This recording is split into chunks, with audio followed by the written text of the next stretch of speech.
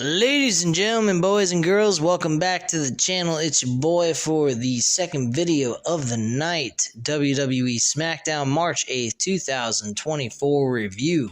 Smackdown was a very good show as well. I absolutely love this fucking show. This was a good show. Overall, I was highly entertained by it from beginning to end. And not too much to complain about with this show, really. I think it was a good show overall. So we kickstart the show with Logan Paul walking out wearing a suit in his United States Championship. By the way, he was at UFC 299 last night. I saw that pay-per-view, and man, was that a fucking awesome show. UFC pulled off a hell of a fucking winner. It was well worth every fucking penny, man. Good pay-per-view overall for that. But I don't cover UFC on here. I might start doing that. I've been betting on it and winning on UFC events from time to time and so forth. So I may start covering UFC shows. To substitute Collision if I'm not interested in bringing that back for full-on reviews every week like I did when it first started. So we'll see. Anyway, so he says that Dallas is his city of firsts. 2 years ago, he wrestled at his first WrestleMania in Dallas, and tonight they will be the first to witness history unfold.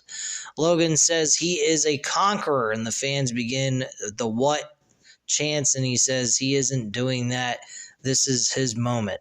So Logan tells the fans they suck. He says that he's a conqueror. He didn't just join the WWE to take part. He joined to take over. He says they can but to look at him. The best rookie year of all time, U.S. champion, the most viral athlete in the company. Everything he touches turns to gold. Wow, that's something Roman Reigns was saying a couple of years ago. No one can garner attention like him. He says he is successful, but he isn't talking about his title, his YouTube, his podcast, his boxing matches, or his 5-star wrestling matches. The fans boo him, and he says he is talking about WWE. Ever since his first appearance, they have broken every record. Highest viewership at every event. Every PLE sold out. The biggest deals they have ever done. He is the secret sauce, and the WWE business is booming. He says, and one could almost say that the WWE is in its prime. Okay, and he says he has a surprise and asks for a drum roll. The ring canvas is unveiled, and there is a big Prime bottle logo. I actually saw the Prime logo on the UFC event throughout the show. I think it was on the side of the cage where it shows the blue corner and the red corners in writing. So I believe that is also dealing with that as well. They even brought up Logan Paul's Prime drink from Walmart, where you can find it from Walmart. Fuck. I wouldn't drink that shit. When I was at the Royal Rumble pay-per-view, I screamed at Logan Paul while he was in that spot with Kevin Owens on the top rope in the corner where he was trying to do a suplex, and I screamed out, "Hey, Logan Paul, your Prime drink sucks."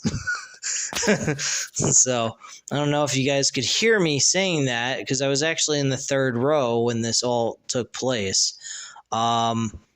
And I ought to go back and try to see if I actually was heard saying that in the event. But anyway, the ring canvas is unveiled and there's a big Prime logo bottle. He says that they have partnered with WWE to be the first ever center ring sponsor of this organization, starting at WrestleMania and every PLE from now on. So Logan introduces England's finest, another social media megastar and his partner in crime, KSI. He jumps the barricade, and the fans chant USA.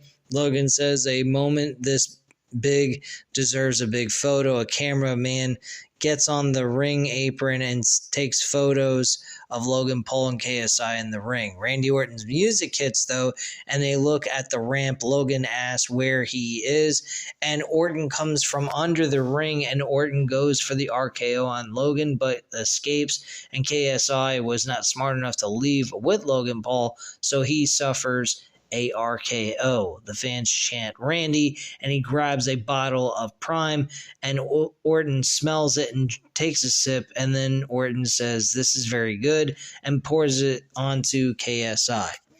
So apparently he thinks it's so good, it's good enough to pour on somebody instead. Following that, we had Kevin Owens and Randy Orton, a tag team match against Austin Theory and Grayson Waller. This was actually a very good matchup. I do wish that Austin Theory would stop being part of a losing team. He really needs to get rid of Grayson Waller. I think it's about time for those two to split so that Grayson Waller can start maybe developing some W's or just disappear altogether, because he's been a complete fail since he's joined the main roster. I don't know what people saw in him in NXT, but I'm not seeing it here in the WWE main roster. So I don't know what it is, but I like Austin Theory. I think Austin Theory was a guy I would agree with Vince McMahon on, surprisingly enough, is a star. I think he is a guy that if you push him and really get him where you want him to be, he's going to excel and he's going to succeed. I think he's a guy that really should be in the main event scene. I think he is definitely someone that deserves to be in the main event scene. He has done some really amazing stuff for a guy his age. He is super talented and he's got a lot of charisma. I think he's being underutilized. I don't know why they demoted him in this aspect with Grayson Waller. Not quite sure what's going on with WWE creatively with Austin Theory. They are doing everything well with everyone else, but Austin Theory is kind of taking a dip in his creative overall since Vince McMahon's been pushed out of the picture. Not saying that that's a terrible thing, because everything else that Vince was doing was fucking dumb. But Austin Theory is a guy I think really needs to get a push, and I think he's being underutilized, personally. So Logan Paul, though, attacks Randy Orton and Kevin Owens from behind, and Paul pulls out brass knucks and he goes to hit Orton, but Orton with a kick, he steals the brass knucks from Logan, and Orton goes for a punch. Logan moves out of the way, and Orton nearly hits Owens with them. Orton stops and takes out the brass knuckles, and he and Owens fist bump in the ring, and Logan slides to the outside. So it looks like we might be developing a possible multi-man match for the United States Championship. I think it's probably going to be a three-way, and I'm perfectly fine with that, to be honest with you guys. We see clips of last week when Dakota Kai attacked Bayley and sided with Damage Control. Kayla is backstage in a sit-down interview with Bayley, and she tells Kayla that she's hanging on by a thread. Things have felt off for her so long, but she never imagined they would get to that point. And she keeps questioning what was real between them. She says Dakota used to use their history against them. She says she made a lot of enemies throughout the years, and she did it because she wanted to get to the top. But most things she did them for Io and Dakota. But now it's backfiring on her, and Bayley says she's all alone.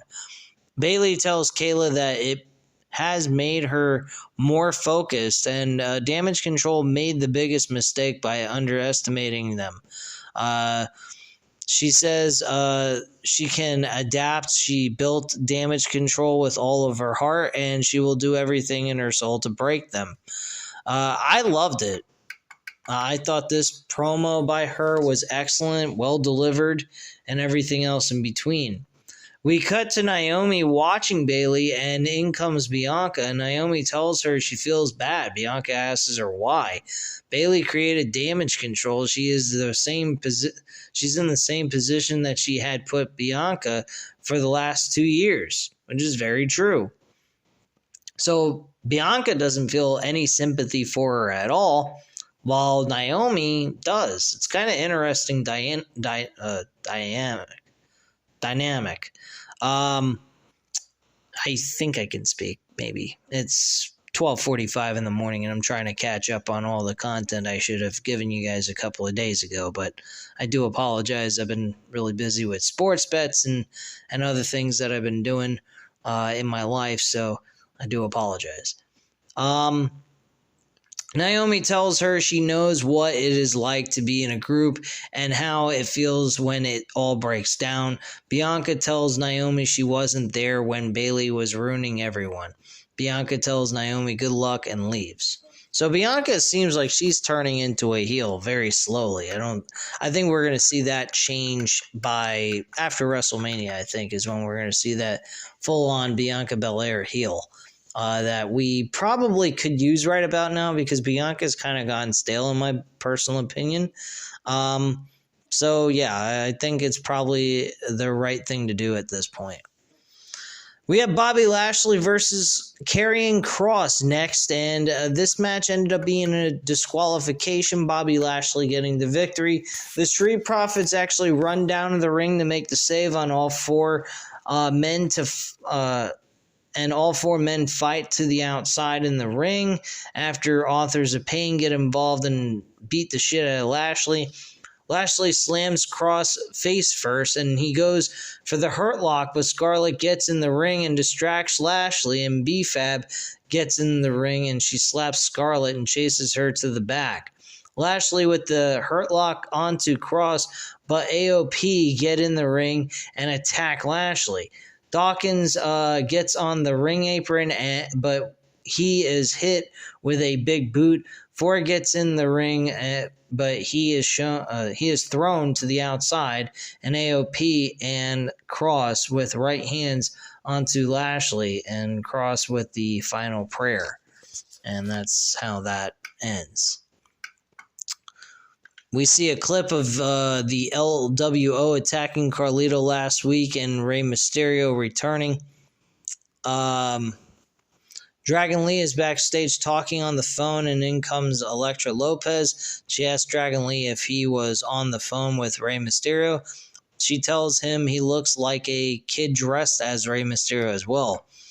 In comes Legado del Fantasma, and they start laughing at Dragon Lee, and Santos tells him that Rey and the LWO are the past. The present and the future are Legado del Fantasma. He tells Dragon Lee he's nothing. Dragon Lee pushes Santos, but Humberto and Angel Garza push Dragon Lee down. Fucking ridiculous backstage segment there. We get a graphic of the inductees for the 2024 Hall of Fame. Bull Nakano, Paul Heyman, and the U.S. Express are actually going to be inducted in the 2024 Hall of Fame so far, leading into WrestleMania 40. The only one that makes sense to me is Paul Heyman. Tiffany Stratton versus Mia Yim. They had a matchup. Tiffany Stratton is really starting to come around for me. I'm starting to like her matches. This match was good. She did a decent job here. Her moonsaults off the top rope have been excellent. She really has got some good skills. I like what she's been doing the last couple of matches. She's got some momentum going, and I actually think that I'm starting to come around with her. At first, I didn't really like her, and now I'm starting to like what she has to offer in the ring. It's pretty darn good. Anyway, we go back to an AJ Styles cutting a promo backstage talking about LA Knight. He actually gives an explanation as to why he has issues with LA Knight. Can you fucking believe that? They're explaining things to you as to why things are unfolding the way they are. Isn't that the way things are supposed to work out? Let's go ahead and hear what AJ has to say, shall we? He tells LA Knight that he saw him walking around like he owns the place, but the reality is that LA Knight does not deserve to be in the same locker room as him. He says LA Knight stole momentum off of his expense, and AJ says this is a cutthroat place to be. He tells him that LA Knight is overachieving, under-talented, loudmouth, desperately in need of humbling, and he is the phenomenal choice for the job.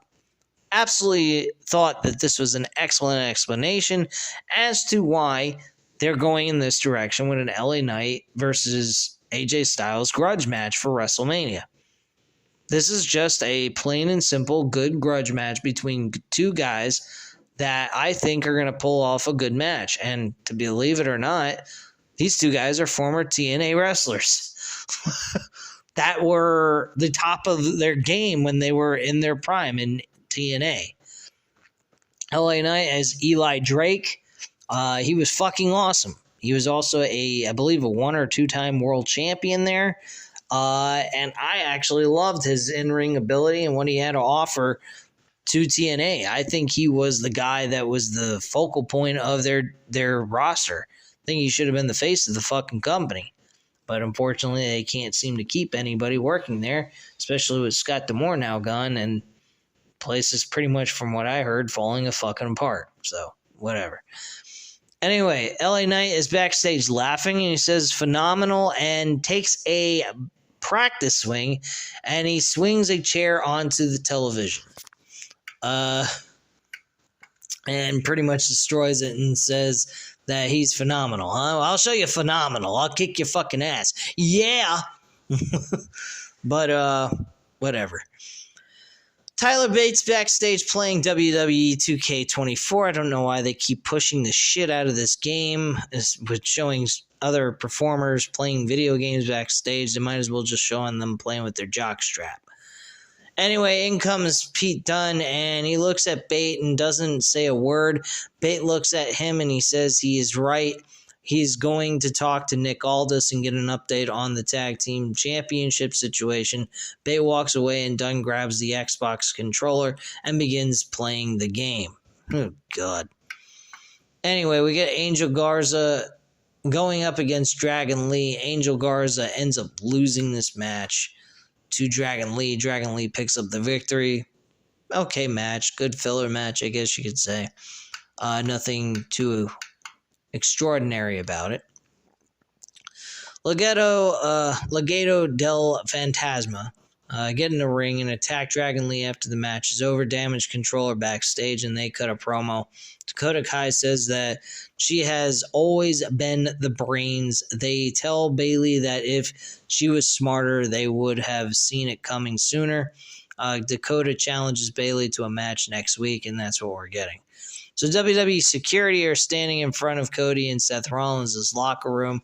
Nick Aldis knocks on the door, but no one answers. He looks inside, and they aren't even in the locker room. He asks one of the security guards where they are, and he says he doesn't know, and Aldis tells them to go. And then we go to a commercial break, come back, and Roman Reigns' music hits. And out comes with Paul Heyman, Jimmy Uso, and Solo Sikoa.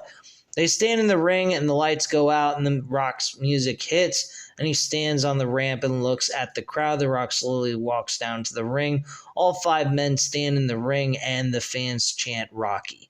Paul Heyman hands Roman the microphone, and Roman tells the crowd in Dallas that the greatness stands before them. Roman looks at The Rock, and he extends his arm, and both men hug. Roman tells the crowd to acknowledge them, and Cody music hits, and Cody walks down through the crowd. Seth Rollins is also shown walking down to the ring through the crowd as well, as if they're the fucking Shield. Back from commercial break, security and Nick Aldis surround the ring. Cody Rhodes and Seth Rollins gets in the ring, and it's Cody, Seth, Rock, and Roman Reigns in the ring all together. The fans chant "Oh" to the tune of Seth Rollins' song, but they sound out of tune, don't know what the fuck they're singing, because they ain't got the music to help them go along with the music. Anyway, Cody says he knows it's tense, a lot of bad blood, but he feels very lucky to be standing in the ring. He says perhaps the four of them should take a moment, feel this, and right here in a sold-out Dallas, Texas. Nice cheap shot there.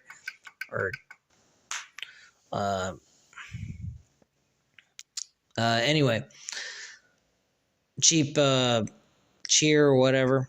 Cody tells The Rock that he heard his challenge and the stipulations. He asked The Rock if he has the authority to make that match because last week he acknowledged Roman as the tribal chief. I like that comment. Cody says they can cut through all this, and The Rock cuts Cody off, and he tells him to shut up. The Rock says he acknowledged Roman as the tribal chief because if it is what family does. They are family. WrestleMania Night 1, if Cody and Seth beat The Rock and Roman at Night 2, it will be free of the bloodline. Free to achieve that story and his father's dream. The fans chant diarrhea, and Seth laughs. I can't believe these fans are actually cheering diarrhea. I swear, if you heard this shit being made in a WWF crowd, if you had someone try to start a chant like that, I promise you, people would look at you and then look the other way back at the ring and say, "Please just shut the hell up. Your chant sucks." That is so fucking weak and pathetic. And them using that as a chant now with Seth Rollins' comment on Monday night, absolute garbage. Can't fucking believe that shit. Rock says when they beat Cody and Seth on Night 1, on Night 2, it's Bloodline rules. Anything goes. Which I like that match, actually, a lot better. Seth cuts The Rock and tells him to shut the hell up. Seth says they know the stakes. The future of the industry is on the line. He tells The Rock, you listen to me and listen to me good, you midlife crisis. Fucking, that was a good comeback. That was a nice fucking comment by Seth. That was good. But that diarrhea comment, fucking garbage. Tells him he has had his time. They can't have their. Seth tells him they accept. Okay. He's had his time. Now it's time for them to have theirs. And he accepts the challenge. Roman laughs and tells Cody he's going to let Seth answer for him. He must be an idiot. He must be from Texas or something. Of course, getting a boo.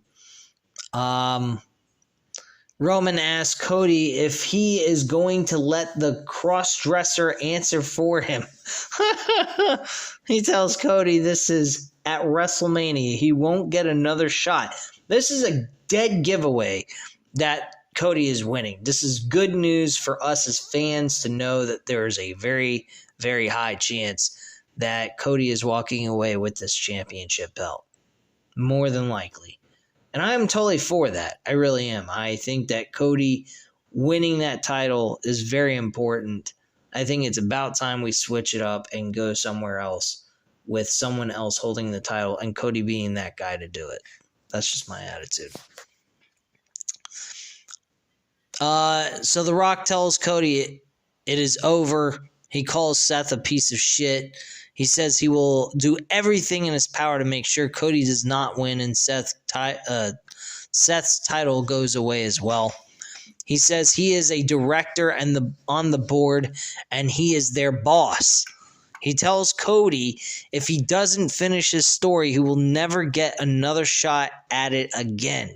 He tells them that they are family. Their family is looking down and they are proud. He tells Cody that the American dream is looking down. And he tells Cody that Cody is one of 3 kids.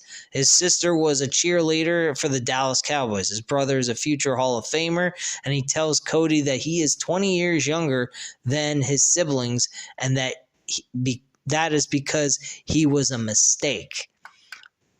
This enrages Cody and slaps The Rock in the face as we head straight off the air. And that is basically how it ended. I feel that that's kind of a little quick to just cut straight to the ending of the show. Couldn't we have had The Rock? He did express like a smile on his face, a sarcastic smile, I guess you could say. And for him to just show that smile and then they go off the air, I think it's a little weak. They could have just had them like he like smiles and then presses his face up against Cody's and they have a really intense stare down to close out the show. I think that would have been the proper send-off for this episode. But to be perfectly honest with you, despite that, I still say that this was a good show. Very enjoyable to sit through, and it flowed very nicely. I think this was a really banger job of WWE. SmackDown's been hitting on all cylinders. Raw's been kind of up and down. They have their moments. Sometimes, especially being 3 hours, I think the show kind of just bores the shit out of me a little too much.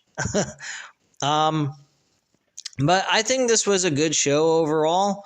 And I think they did a great job. I'm really enjoying this build towards WrestleMania. I think it's probably the best build we've seen in a very long time, to be quite frank with you. But that is pretty much it, guys. So that's all I have to say at this time. You know what to do. Hit the like button if you like this video. Hit the subscribe button if you're not already subscribed to the channel. Leave a comment down below. I'll definitely get back to you on that. And I thank you guys again very much for watching. Have a great night, guys. Bye.